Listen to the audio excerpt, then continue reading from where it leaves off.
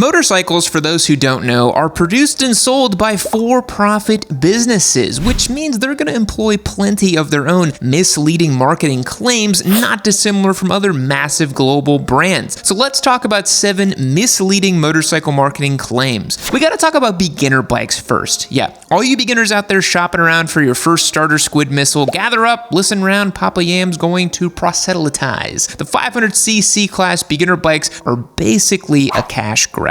Beginner motorcycles need very few things: a reliable engine that makes a safe but fun amount of power, decent brakes, and a somewhat approachable seat height. The Ninja 400 sort of maxed out this potential when it was released in 2018. Upon its release, it was a worthwhile upgrade from the Ninja 300. 300 class beginner bikes can be known to leave a little bit to be desired, and the 400 was a worthy upgrade, and it literally maxed out the A2 compliant licensing for Europe. The 400cc class kind of optimized the power to weight ratio for a beginner motorcycle. Then the new 500 class, which is essentially a glorified 450 class, has needlessly pushed the boundary just to provide the illusion of an elite tier of beginner motorcycle and thusly jacking up the MSRP as a consequence. For instance, the power difference between a Ninja 400 and a 500 is negligible, both making just a hair under 50 horsepower, give or take. So Kawasaki increased the stroke of the 399cc engine to reach 451, and it gained 2 horsepower and 3 foot-pounds of torque. And then it slapped up to 500 and slapped an extra $1,000 onto the MSRP. The CF Moto 450 SS is determined to be the most value-driven beginner sport bike on the market, but that's because they're overcompensating for the fact that they're a Chinese brand, not to mention that they are paying Chinese labor wages so they can keep a very low MSRP. And don't even get me started on the Honda CBR 500R, as it makes marginally more power than a Ninja 400 and weighs a whopping 60 pounds more and costs $7,400. The 500 class is really a scam. The beginner bike category is inherently limited in power it can possibly make, both to retain approachability for new riders and to maintain A2 compliance in European countries. So manufacturers are like, how else can we continue to charge higher prices for these bikes? Oh, I know, we'll round up the displacement to the next 100cc, add 2 horsepower, and put on a TFT display and keyless ignition, jack up the price by $1,200, and new riders will think they're getting so much more motorcycle, which actually brings me to my next point. In addition to selling a slight increase in power figures for significantly more money, manufacturers are also increasingly adding superfluous tech features to add the illusion of value to a beginner motorcycle. A motorcycle making 50 horsepower can use ABS, but that's about the extent of rider aids needed on a new bike making such limited power. You don't need rain mode or launch control or even traction control. When you get your first motorcycle, it's important to learn the relationship between the rider and the machine. You gotta learn how to manipulate the controls with subtlety and finesse and balance control and weight while accelerating, braking, and cornering. A bike that only makes 50 horsepower not only doesn't need these safety features, it can definitely impede a rider's ability to master those inputs. Once you're a more experienced rider, even riding an 80 horsepower motorcycle in rain mode feels really quite odd, as the throttle response is so muted and unresponsive. This is why the strategy of buy the powerful bike that you want but keep it in rain mode for the first season is ill-advised, because it won't give you an accurate relationship between your inputs and the power delivery to the rear wheel. But that's a topic for a whole other video. Right now we're talking about the unnecessary amount of tech going into bikes. Like, does a Duke 390 that makes 44 horsepower need launch control or even multiple ride modes for that matter?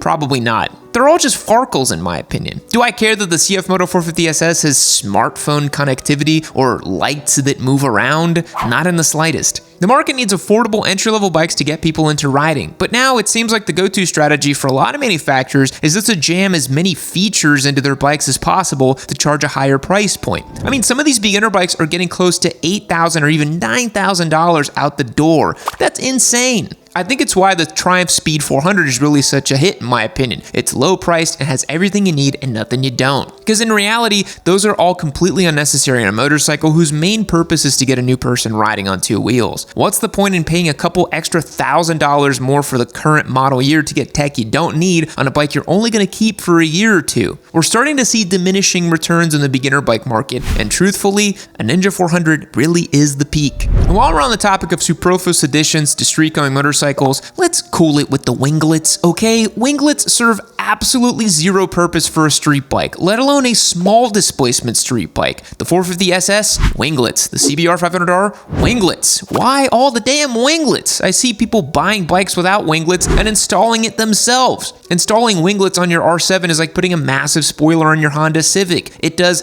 nothing other than make you look faster than you'll ever actually dream of being. In theory, the aerodynamic Winglets found on high-powered motorcycles create additional downforce to the front of the bike, adding stability and traction to the rear wheel under hard acceleration. But in reality, this application only works as advertised under the extreme speeds in a straight line. And we're not talking about highway squid roll racing speeds. We're talking about MotoGP riders on the front straight of Mugello type of speeds. These Winglets are even unnecessary for street riders who ride the most top-of-the-line leader bikes. Not only will any rare improvement to the rear wheel traction be marginal, if at all existent, on city streets, it also adds complexity to the aerodynamics when you have the bike leaned over in a turn, which for the average Joe motorcyclist can impede performance and stability as much or more than it can improve it. And beyond that too, we've even seen examples in MotoGP where the Winglets come off while the rider is riding a lap and they actually can still do the lap just fine. So Winglets are marginal even at the top echelon of racing. In short, aerodynamic Winglets are designed for racing machines to be used on racetracks by professional racers. They serve very little purpose on top-of-the-line consumer sport bikes, and they serve zero purpose on beginner sport bikes that have a top speed of 110 miles an hour.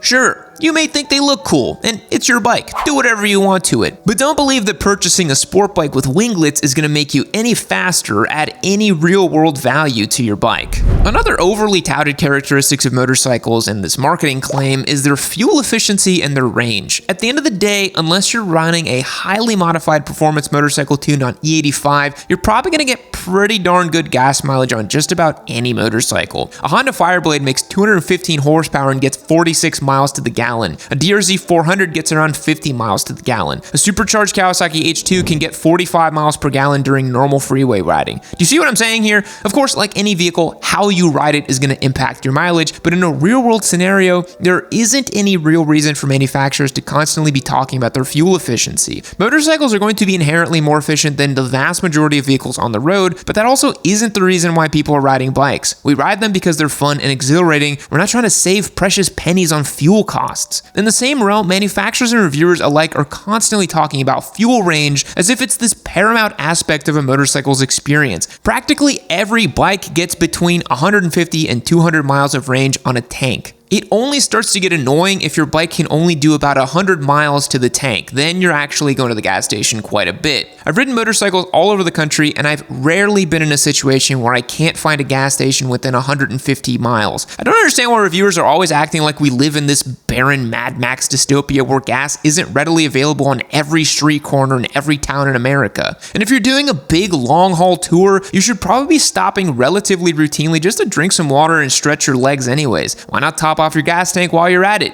Something like fuel range is probably important to a very small portion of the potential motorcycle buyers, and the rest have sort of influenced into believing that having a low fuel range is a major detriment to a motorcycle's capabilities. Again, if you have something like a Sportster with a little peanut tank and you're stopping every 80 miles, yeah, that's super annoying, but the vast majority of bikes get between 150 to 200 miles of range. If you've been watching the channel for a while, you're bound to know that we're partial to rock form handlebar mounts and phone cases around here. I'll always keep a mount on the giveaway bike as well as my personal bike, which always comes in handy if I'm doing a longer ride where I need GPS navigation. Just when I thought Rockform's lineup of motorcycle products couldn't get any better, I'm excited to share with you that they've just recently released a brand new mounting system that maximizes your options for adjustability and convenience. The new Pro Ball mount is the most functional mounting system yet. It uses a universal handlebar mount that's compatible with handlebar diameters from 7/8 all the way to 1.5 inches, includes 5 different spacers to ensure a perfect fit. The double ball joint provides endless options for adjustability, so you can get the perfect viewing angle no matter what your bike setup is like. The Pro Ball mount is made of CNC aircraft grade aluminum with stainless steel hardware, so it's built to stand the test of time no matter how aggressive your riding is. The Rockform Pro Ball mount is an awesome addition to the line of products, so if you haven't gotten a Rockform mount yet or you're looking for an upgrade, click the link in the description and use the code YN25 to receive 25% off your order. That's 25% off using code YN25. thanks so much to Rockform for the continued support on the channel. Now let's get back to the show.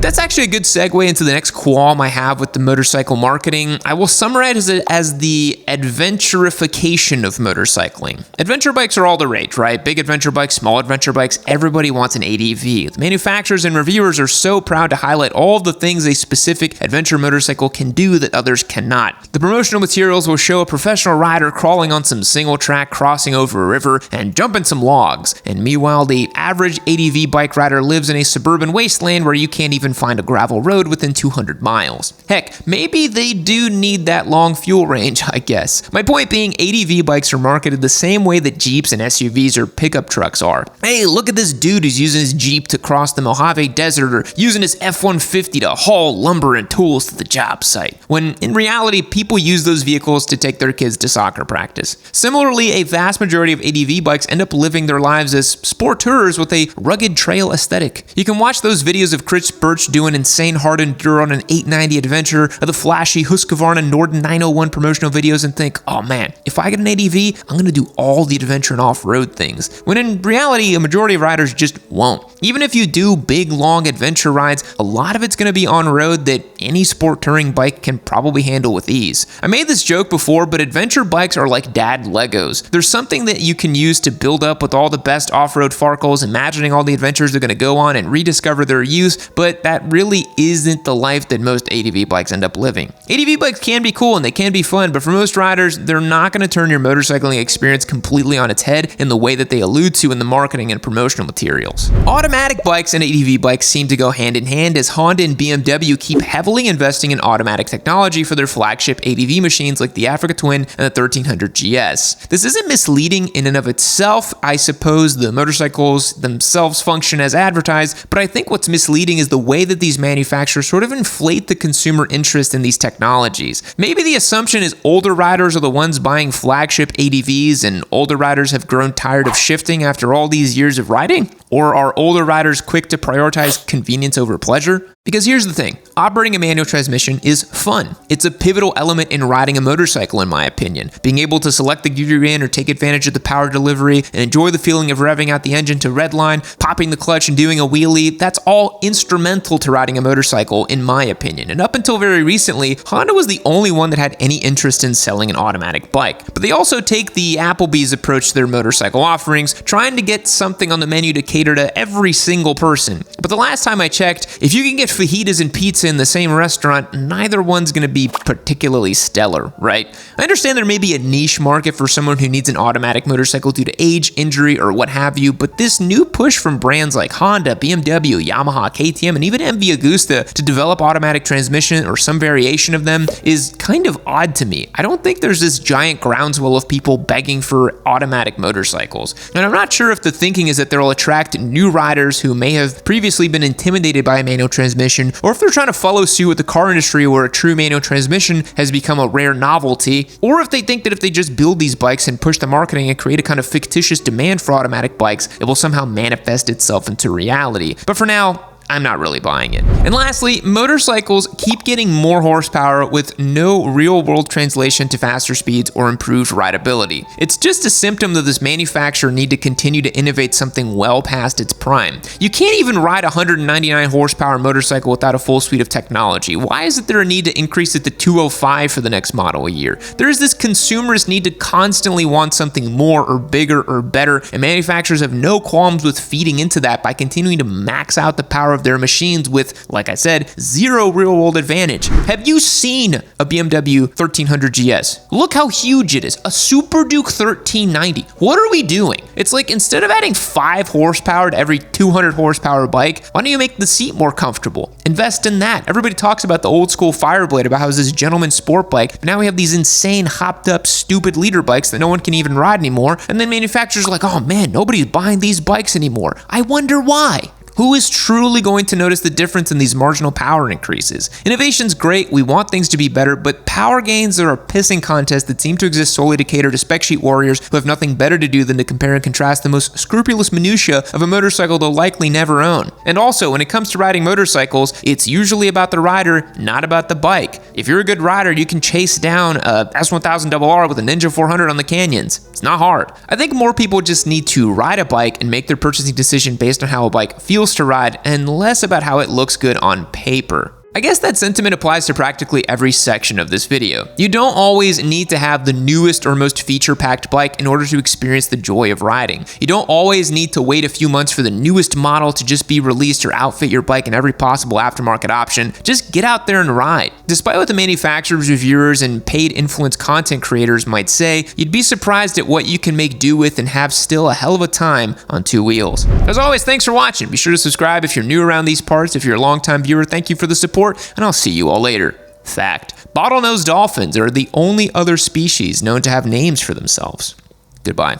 Unfortunately for you, this video is now concluded, but fortunately for you, you have caught this video just in time to get entered to win this MT09 SP. Hit the link on yammynoob.co in the description box down below, become a member. That's the best way to support the show and get entered to win these fantastic giveaway motorcycles. But if you don't think that's cool enough, you'll get access to our Discord server as well too. It's my way of saying thank you to you guys, and I truly do appreciate the support. But click this video right over here and you can keep watching Yammy Noob. And why wouldn't you want to keep watching Yammy Noob? Why? What's stopping you? Huh? Huh? Do I need to come over there?